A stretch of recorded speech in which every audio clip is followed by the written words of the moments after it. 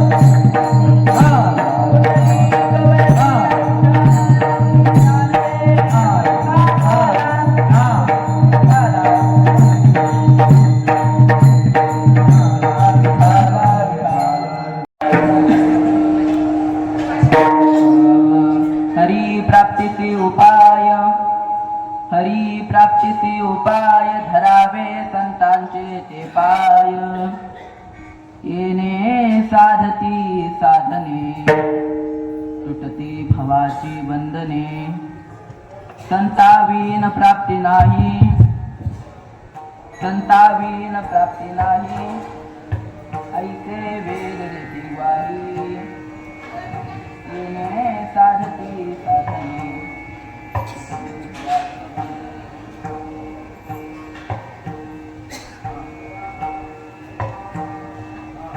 एका जनार्दनी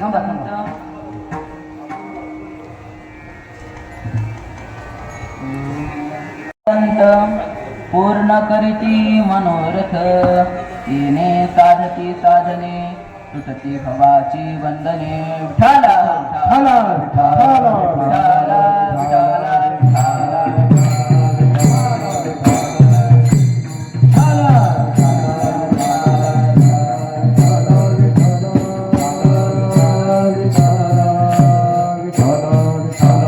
Hello.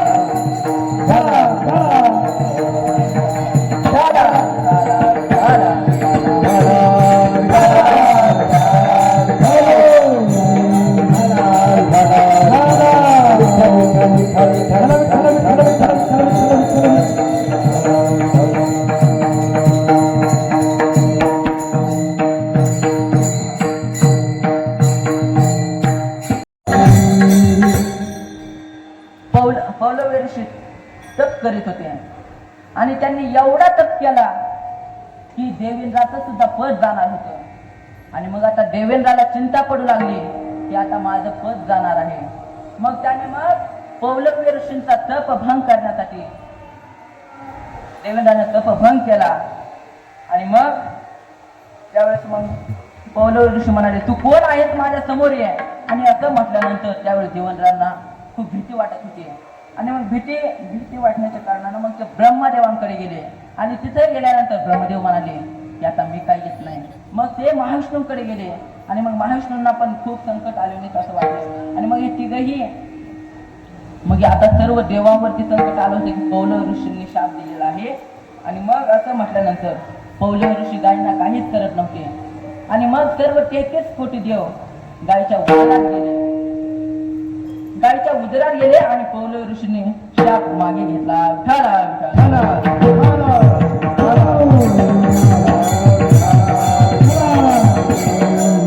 यामुळे गायीला पवित्र मानलं जातं आणि अपवित्र तिचं तोंड मानलं जातं.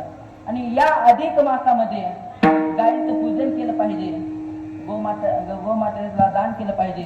आणि ते दान सत्पात्री असणं आवश्यक असलं पाहिजे. ते एखाद्या ब्राह्मणांना दिलेलं चांगलं आणि एखाद्या गरजू व्यक्तीला दिलेलं चांगलं असतं.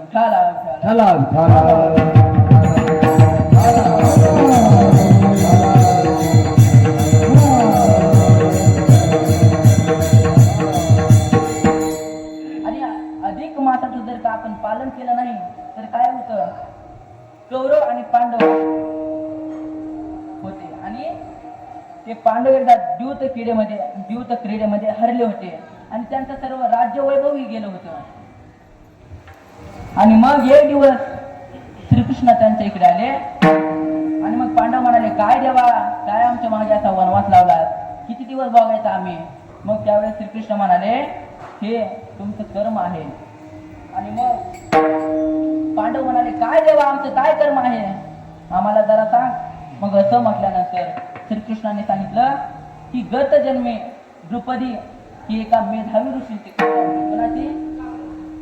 ऋषींची कन्या होती आणि तिचं नाव होतं मेधावती. आणि आता मेधावती मोठी झाली होती, तिचं लग्न करण्याचं वय आलं होतं. आणि मग मेधावी ऋषी वर पाहत होते आणि अचानक त्यांचा मृत्यू झाला. आणि मृत्यू झाल्याच्या नंतर मेधावतीला काही घरात करमेना आणि मग तिने घर सोडलं, सर्व त्याग केला आणि वनामध्ये जाऊन राहू लागली. आणि मग ओम नमः शिवायचा जप करू लागली. असा जप केल्यानंतर एक तिथे ऋषी म्हणजे मेधावी ऋषींचे मित्र आले आणि त्यांनी सांगितलं की अधिक मास येतोय आणि तू आता विष्णू भगवानांचं चिंतन कर. मग ती म्हणाली, मी हरीला मानतच नाही. काय म्हणाले, मी हरीला मानतच नाही. मग त्यांनी बऱ्याच वेळा समजून सांगितलं की बाळा, असं म्हणायचं नसतं, हरी आणि हर एकच आहेत. हरी हरा भेद नाही नका करो वाद, नाही नका करो वाद,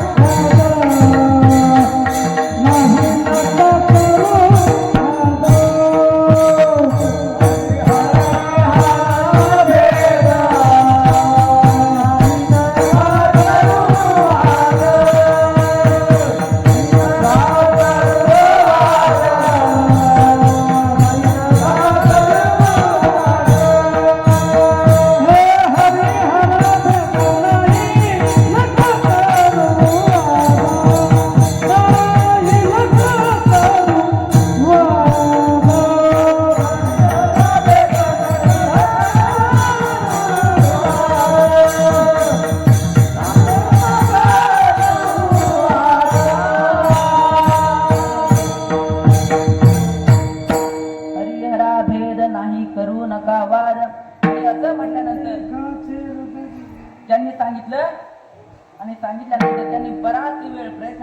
समजवायचा.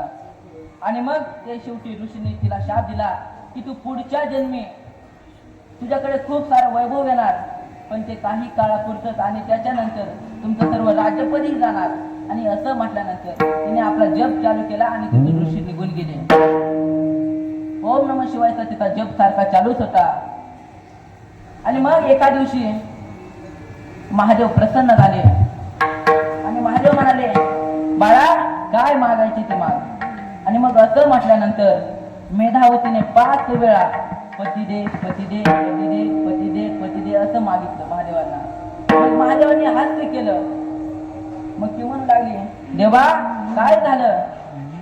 मग त्यावेळेस मेधावतींना देव सांगू लागले की तू 5 वेळा पती मागितलं, म्हणजे तुला आता पुढच्या जन्मी 5 पती होणार आहेत. आणि मग असं म्हटल्यानंतर मेधावतीला खूप दुःख व्हायला लागले. आणि मग महादेव म्हणाले, आणि तू पुढच्या जन्मी खूप मोठी राणी होऊन पण तुझ्याकडे राज्यपद नसणार आहे. आणि हे फक्त अधिक मासामध्ये हरी आणि हर हे भेद मांडल्यामुळे झालेलं आहे.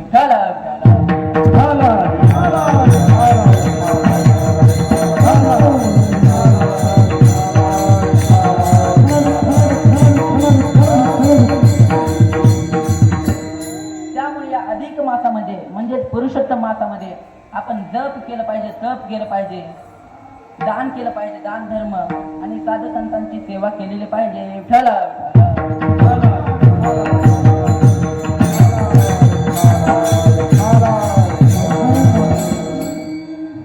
प्रस्तुत अभंगात शांती ब्रह्म संत एकनाथ महाराज आपल्याला हरिप्राप्तीचा उपाय सांगतात. काय? शांती ब्रह्म एकनाथ महाराज आपल्याला हरिप्राप्तीचा उपाय सांगतात. मग आपल्याला असा प्रश्न पडतो की जे शांती ब्रह्म एकनाथ महाराज आपल्याला हरिप्राप्तीचा उपाय सांगतात त्यांना हरिप्राप्ती झाली होती का? बरोबर ना? प्रश्न पडणारच ना, कारण ते आपल्याला हरिप्राप्तीचा उपाय सांगतात. आणि मग त्यांना खरोखरच हरिप्राप्ती झाली होती आणि साक्षात देवाचा अवतार म्हणजे श्रीखंड्या त्यांच्या घरी येऊन चंदन उंगलीत होता. आणि ज्या वेळेस शांती ब्रह्मनाथ महाराज देवपूजेला बसले की श्रीखंड्या यायचा, फुला आणायचा, नाथ महाराजांकडे द्यायचा, गण उघडायचा, नाथ महाराजांकडे द्यायचा. तो कोण होता? देवच होता. आणि पूजा कोणाची करत होते नाथ महाराज? देवाचीच करत होता. साक्षात देवच नाथ महाराजांकडे फुले देऊन आणि नाथ महाराज देवाचीच पूजा करत होते.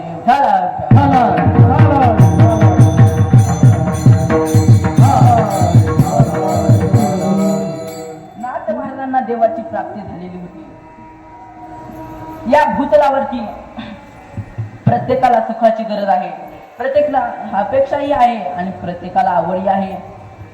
एकतर या पृथ्वीतलावरती सुख पाहता दवा पाडे, दुःख पर्वता एवढे अशी परिस्थिती आहे.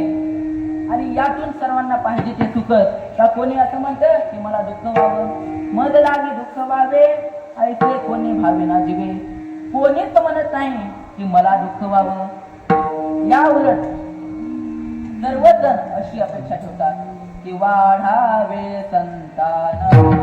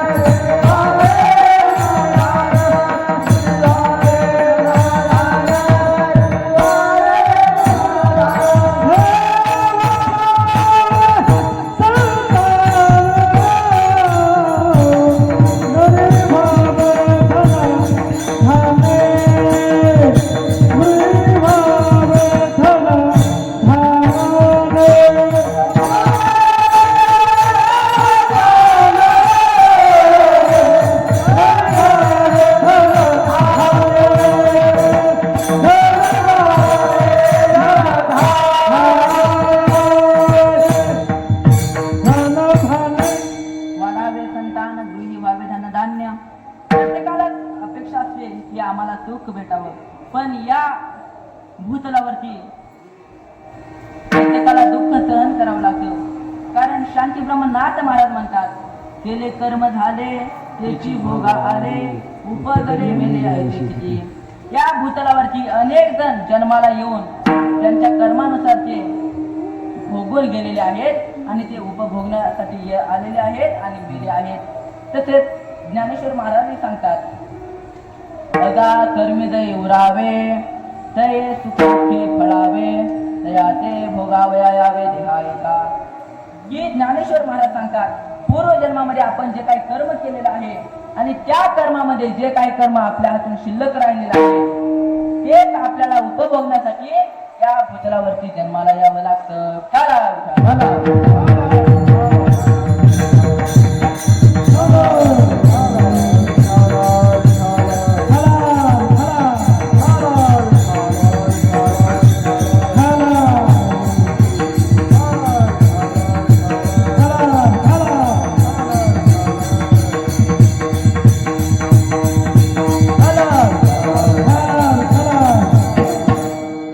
शंकराचार्य खूप छान सांगतात, पुनरपि जननम पुनरपि मरणम पुनरपि जननी जठरे शयनम य संसारे बहुदुस्तारे कृपया पारे.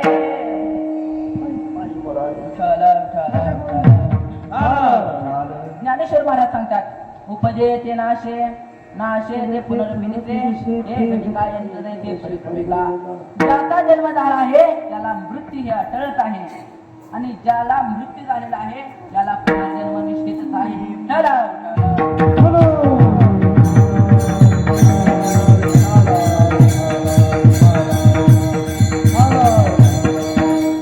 आणि आपण या दुःखरूपी संसारात जन्माला आलेले आहोत आणि या संसारातून मुक्त होण्यासाठी आपण काय केलं पाहिजे हे आपल्याला संतांनी वेळोवेळी सांगितलेलं आहे. परंतु आपण त्यांच्या बोलण्याकडे एवढा काही विचार करत नाही म्हणून आपण दुःख भोगत आहे. सुख सदा सर्व काळ फक्त संतांच्या संगतीत असतं. ज्ञानेश्वर महाराज सुखाचा पत्ता सांगतात, सर्व सुखाचे आगर सर्व सुखाचे आगर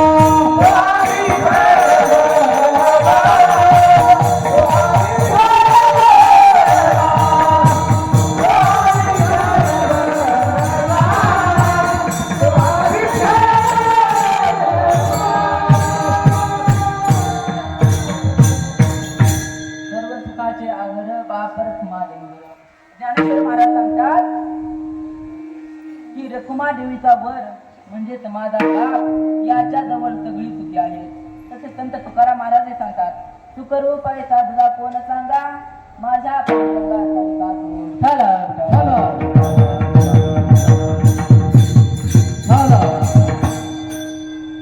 तुकाराम महाराज सांगतात की माझ्या पांडुरंगासारखा या जगात सुखी दुसरं कोणीच नाही. सुखाला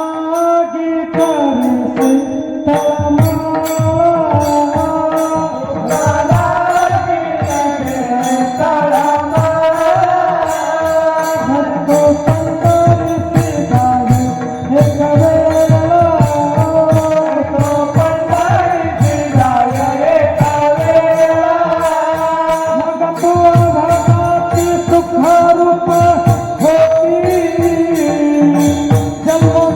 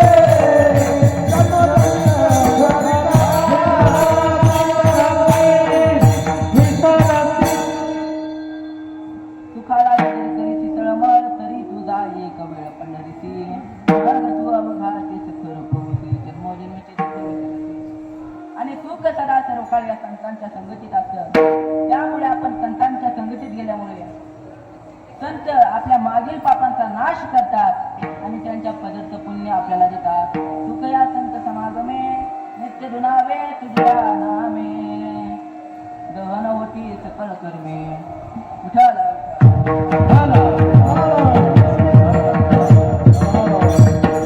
आपण संतांच्या संगतीत गेल्यामुळे आपल्याला भजन कीर्तन कथा ऐकावयास मिळतात. यामुळे आपले मागील पापांचा नाश होतो आणि आपल्याला पुण्य प्राप्त होतं. आणि मग आता आपल्याला देवाला जर का आपलं केल्याशिवाय जर का सुख प्राप्त होत नसेल तर मग आपल्याला काय करावं लागतं? आपुला तो एक देव करून घ्यावा तेने विन देवा. जर या देवालाच आपलं केल्याशिवाय आपल्याला सुख प्राप्त होत नसेल तर मग काय करा? तर आपण देवाची प्राप्ती करा आणि मग आपल्याला भजन मार्गी धीर धरावा लागेल. काय आपल्याला या भजनात वळावं लागेल आणि मग भजनात वळाल्यानंतर आपण जर का भजन केलं कथा केल्या ऐकल्या तर मग आपल्या पापांचा नाश होतो आणि आपल्याला सुख प्राप्त होतं.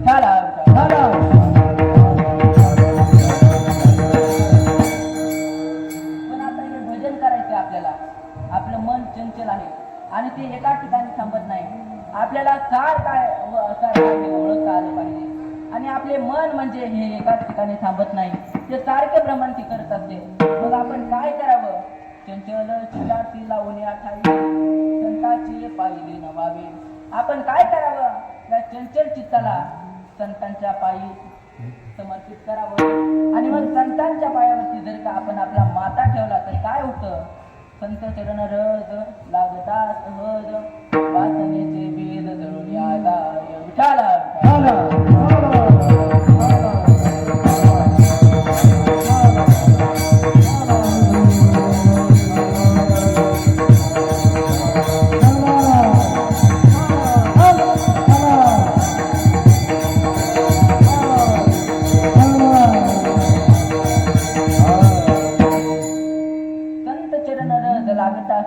वासनेचे बीज जळण्यादायक. आपल्याला जर का संतांच्या चरणावरती जर का आपण आपला माता ठेवला तर त्यांच्या ठिकाणी जे रजकण असतात ते जर का आपल्या माथ्याला लागले तर आपली समूळ माया नष्ट होते आणि मग आपल्याला काय होतं? मग रामनामे उपजे आवडी सुख घडोघडी वाढू लागे.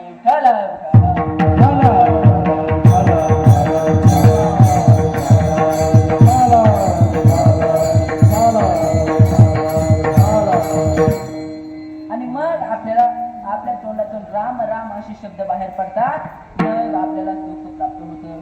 आणि जर आपल्याला या देवाला प्राप्त करायचं असेल तर आपल्याला संतांचे पाय धरावे लागतात. श्री शांती ब्रह्मनाथ महाराज अभंगाच्या पहिल्या प्राप्ती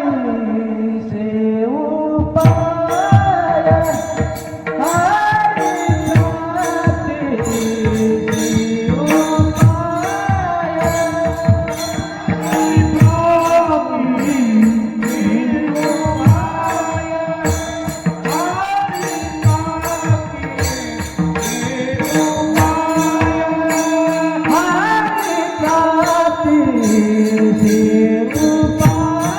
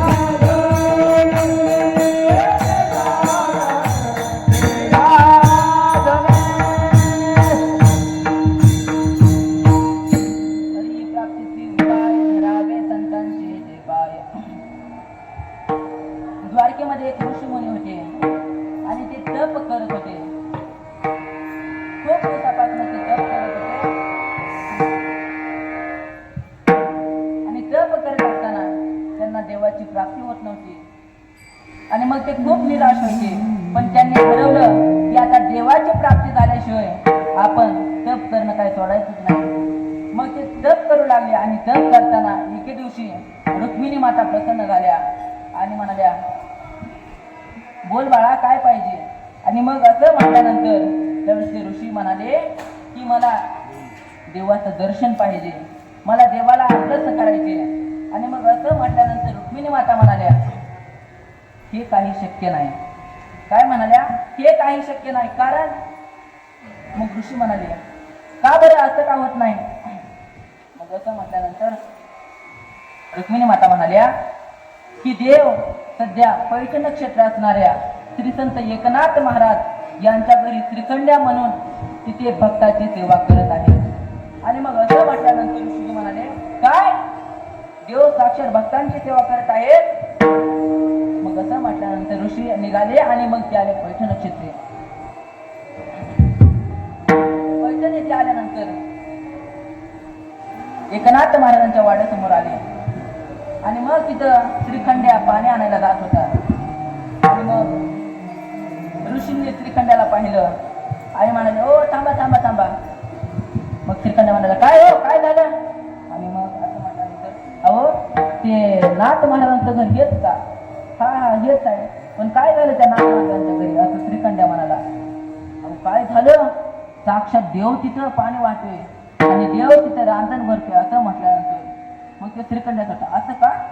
बर बर मला काय माहित नाही, तुम्ही आज वाड्यात जा आणि तिथं नाथ महाराज आहेत त्यांना विचारा. आणि मग आता हे ऋषी आले आणि ते वाड्यामध्ये गेले आणि तिथं गेल्यानंतर नाथ महाराजांना म्हणाले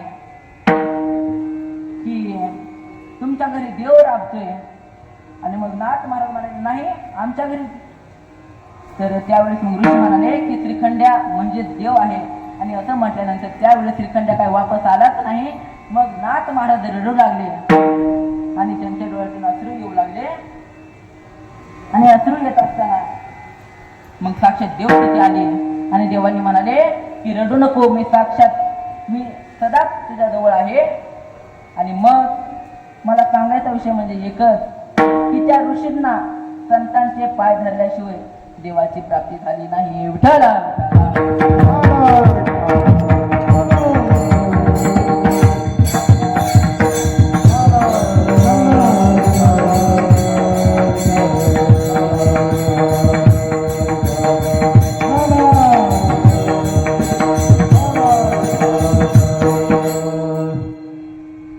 आणि संतांची संगती लाभणं हे पण सोपं नाही बरं का. आतापर्यंत त्या मार्केटमध्ये असं एक पण दुकान नाही आलं की ज्यामध्ये आपल्याला संत भेटतात. संत कशामुळे आपल्याला भेटतात. भाग्याचा उदय ते हे जोडी संत पाय. ज्या वेळेस आपलं भाग्य उदयाला येतं त्यावेळेस आपल्याला संत भेटतात. विठाला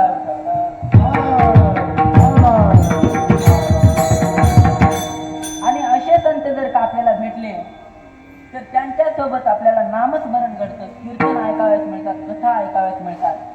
आणि मग ते देवाच्या प्राप्तीसाठी जी काही साधनं करतात ती साधनं आपल्याला साध्य होतात. शांतीब्रह्मनाथ महाराज अभंगाच्या दुसऱ्या चरणात साधकी साधने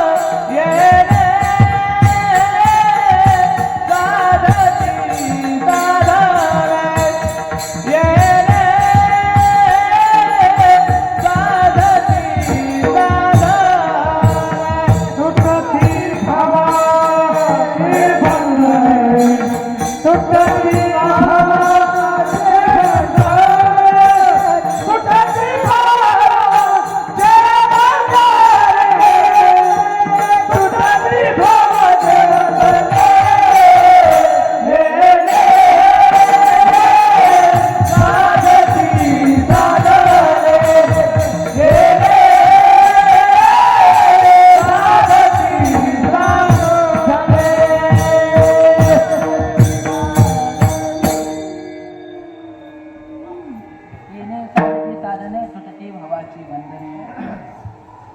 आणि आपण जर का आपलं हे बहुत जन्माचं ज्यावेळेस पुण्य आपल्याला प्राप्त होतं तिळे तिळे पुण्य साता पडे, त्याप्रमाणे आपल्याला बहुत जन्माचं पुण्य प्राप्त होतं.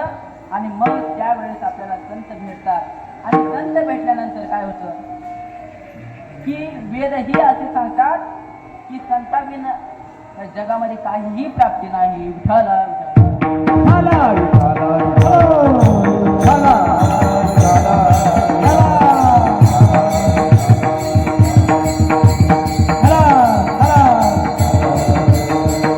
संताविना प्राप्ती नाही ऐसे वेद देती गावी. अशी शांतिक्रम नाथ महाराज तिसऱ्या चरणात सांगतात. आणि मग नाथ महाराज म्हणतात की जर का तुम्हाला असे संत भेटले तर ते संत तुमची सर्व इच्छा पूर्ण करतात. एका जनाने संत पूर्ण करीती मनोरथ. आणि अशी इच्छा पूर्ण करतात. आणि मग ती आपल्याला नाथ महाराज शेवटच्या चरणात सांगतात. हे खजाना धने संत, हे खजाना धने संत, हे खजाना धने संत, हे खजाना धने संत,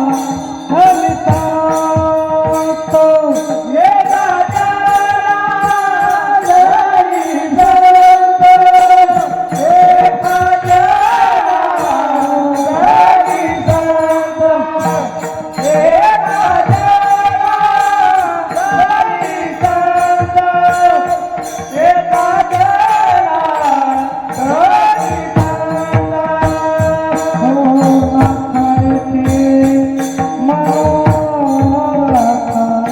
Oh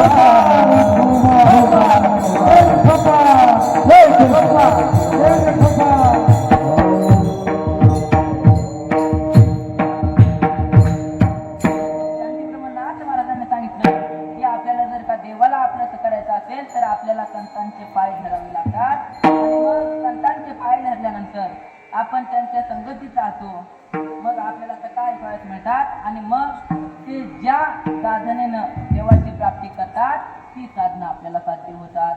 आणि मग हे संत या संतांशिवाय वेदही म्हणतात की या संतांशिवाय काहीही प्राप्ती नाही. आणि असे संत आपल्या सर्व इच्छा पूर्ण करतात. पूर्ण केला मनोरथ झाला.